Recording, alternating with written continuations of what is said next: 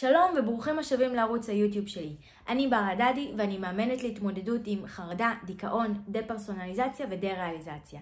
והיום בסרטון אני רוצה לדבר על היתרון במצב הדיסוציאטיבי של דה-פרסונליזציה ודה-ריאליזציה. מה היתרון שאנחנו יכולים לקחת מזה לחיים שלנו וככה להפוך את החוויה הזו לא לטראומטית, אלא לחוויה שמעצימה אותנו, מגדילה אותנו, מפתחת אותנו והופכת אותנו לאנשים אפילו מאושרים יותר. אז בואו נעשה פתיח קצר ונתחיל.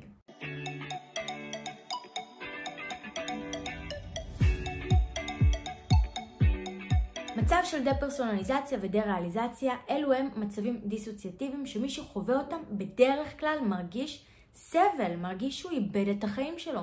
זה הופך להיות הדבר הכי מפחיד והכי קשה שהבן אדם חווה בחיים שלו. ואז מה שקורה, איזה יתרון אפשר להרוויח מזה? אנשים מסתכלים על זה כאיזשהו סבל, כטראומה, כמשהו שזהו, הרס להם את החיים. הם אומרים, למה דווקא לי? למה זה קרה דווקא לי? זהו, זה הרס לי את החיים.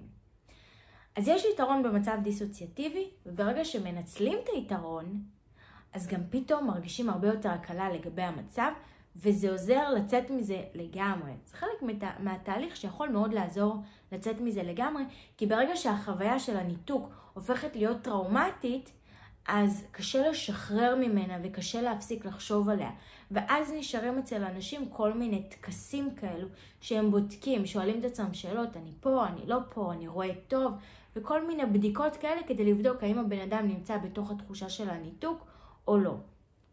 אז אנחנו לא רוצים לשמור את הניתוק כאיזושהי חוויה טראומטית, אבל באמת יש יתרון במצב של הדיסוציאציה שעוזר להרבה אנשים להפוך להיות אנשים מאושרים יותר. הופך אנשים להיות מודל לחיקוי. עושה אותם הרבה יותר גדולים ומפותחים ממה שהם היו לפני. אני אגלה לכם סוד קטן. יש אנשים שהם בטלוויזיה שחוו בעבר דה-פרסונליזציה ודה-ריאליזציה, והיום הם מחוץ לזה. והם הפכו להיות מאוד מוצלחים, הרבה יותר מוצלחים, אחרי שהם יצאו מהחוויה של הדיסוציאציה. כי הם לקחו משם את היתרון. וכמובן שאני לא אגיד שמות, כי אנחנו שומרים על הפרטיות של כל אחד ואחת, אבל באמת חלק מהם דיברו איתי בפרטי, חלק אני מכירה מקבוצות הפייסבוק, אבל תדעו שיש אנשים שעברו את זה, חוו את זה, והיום חיים שאנשים מסתכלים עליהם בהערצה ובקנאה. אז מה היתרון שאפשר לקחת מזה? ברגע שהחוויה של הדיסוציאציה הופכת להיות הדבר הכי גדול, הכי מפחיד, אז כל שאר הפחדים מתגמדים. כל הפחדים שמנעו מכם לממש את הפוטנציאל שלכם, לחיות חיים מאושרים ומדהימים ומושלמים. כל הפחדים, הפחד לקבל דחייה, הפחד להתחרט, הפחד לטעות, הפחד לפגוע באנשים, הפחד שיגידו עליי שאני מוזרה או להיות שונה מאחרים. כל הפחדים האלה, הפחד שיפגעו בי, הפחד שינצלו אותי, כל הפחדים האלה מנעו מאיתנו להתקדם בחיים שלנו, לממש את מה שאנחנו רוצים, להקשיב לעצמנו, באמת להקשיב למה אנחנו רוצים ולממש את זה. ופתאום החוויה של הדיסוציאציה מקטינה את שאר הפחדים. פתאום הפחד שיחשבו שאני מוזרה או לעשות טעות, או הפחד שאני אתחרט על משהו או יעשה טעות, או דברים כאלה, הפחד הזה פתאום הופך להיות חסר משמעות. לא כזה מפחיד, כי ברגע שאני מנותקת וכל כך מפחיד אותי התחושות הקשות האלה של הניתוק, כל שאר הדברים, כל שאר הפחדים מתגמדים. ואז היתרון של הדיסוציאציה זה שזה נותן לי את האומץ במרכאות, כי אני מנותקת, אז אני לא מרגישה את הפחד. זה נותן לי את האומץ לממש את הדברים שלא הייתי מסוגלת לממש לפני. להתגבר על הפחדים שהיו מחסומים בשבילי. אם בחור רצה להתחיל עם בחורה והיה לו פחד שהיא תדחה אותו, פתאום עם הדיסוציאציה הרבה יותר קל לעשות את זה. ואז מה אנשים אומרים לי? כן, אבל אני מרגיש מנותק, אז זה לא אותו דבר, אני לא באמת רוצה, אני לא מרגיש כמו מקודם. אבל אם היית מרגיש כמו מקודם, שהבחורה הזאת היא אהבת חייך וזה כל כך חשוב לך, הפחד מתחייה היה הרבה יותר חזק, אז לא היית מסוגל לעשות את זה. וברגע שאתה תהיה מסוגל לעשות את זה, זה ייתן לך את הביטחון שהנה אתה חזק ואתה אמיץ ואתה בטוח, ואתה מסוגל לעשות דברים. זה היתרון של הדיסוציאציה. וזה עוזר לנו להתגבר על פחדים אחרים. וכשאנחנו מתגברים על הפחדים האחרים, אנחנו מקבלים הרבה יותר ביטחון בעצמנו. אנחנו רואים שאנחנו מסוגלים. אנחנו יכולים פתאום להגשים, לעשות ולהתמודד עם דברים שלא היינו מסוגלים לפני. אז הדיסוציאציה נותנת לנו מתנה שיכולה לשרת אותנו ולהפוך אותנו לאנשים חזקים יותר, אמיצים יותר, יותר מלאי ביטחון. אנשים שיותר מגשימים את עצמם, מגשימים את הפוטנציאל שלהם, את המטרות שלהם, את החלומות שלהם. עושים דברים גדולים, בלי פחדים שיעצרו אותם. זו המתנה של הדיסוציאציה. מנגד יש אנשים שלוקחים את זה למקומות אחרים. אנשים שלא יוצאים מזה שנים על גבי שנים ולא הולכים לטיפולים. לא בכל המקרים, הרבה פעמים הסיבה שהם נשארים באותו מצב, כי זה נותן להם יתרון אחר שבאופן לא מודע משרת אותם.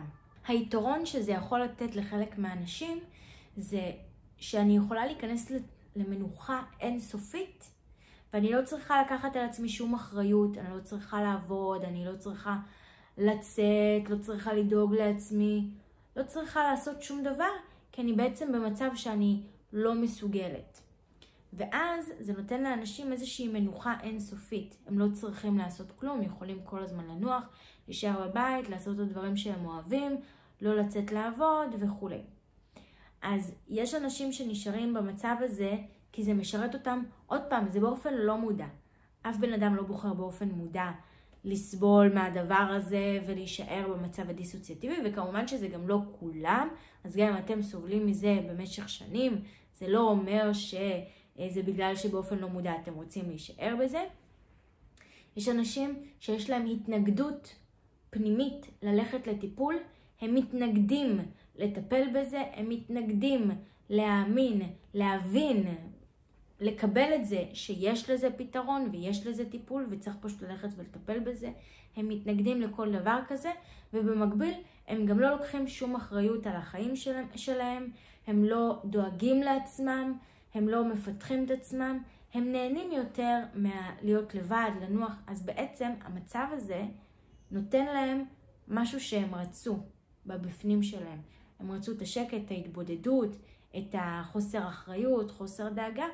אז המצב הזה עוזר להם להשיג את זה, ודרך זה הם יכולים באמת ליישם את מה שהם רצו.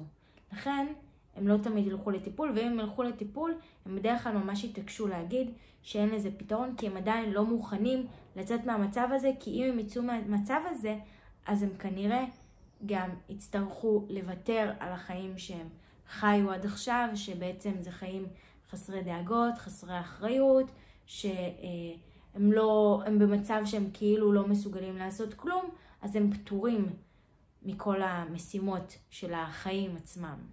קחו את היתרון של הדיסוציאציה ותיישמו אותו בחיים שלכם. זה יעזור לכם, זה יכניס אתכם לעשייה, שאמרתי בסרטון אחר שעשייה זה דבר מאוד חשוב, להיות בעצם בעיסוק, אבל זה צריך להיות בעיסוק שחשוב לנו, שמעניין אותנו. אז לכן, קחו את זה, קחו את הדיסוציאציה, תשתמשו ביתרון ותהיו בעשייה ובעיסוק שמעניין אתכם, שרציתם פעם. אפילו אם היום זה מרגיש לכם כאילו אתם לא רוצים את זה, זה בסדר, זה חלק מהתסמינים של הניתוק. אבל ברגע שתיכנסו לעשייה, זה יחזיר לכם את הריגוש. אני מקווה שהסרטון הזה עזר לכם וענה לכם על השאלה. אני מקווה שאתם גם תצליחו ליישם את היתרון הזה, כי זה מאוד חשוב. אם כבר קיבלתם מתנה, קחו אותה בשתי ידיים ותפיקו ממנה את המרב. מקווה שזה ענה לכם ועזר לכם. יש לכם עוד שאלות, תכתבו לי אותם כאן בתגובות. אם הסרטון הזה עזר לכם, אז תעשו לייק כדי שהוא יעזור לעוד אנשים. ואם עדיין לא לחצתם להירשם כמנוי, אז תחצו עכשיו להירשם כמנוי. כל יום שני עולה סרטון חדש בערוץ. ונראה אתכם בסרטון הבא. ביי!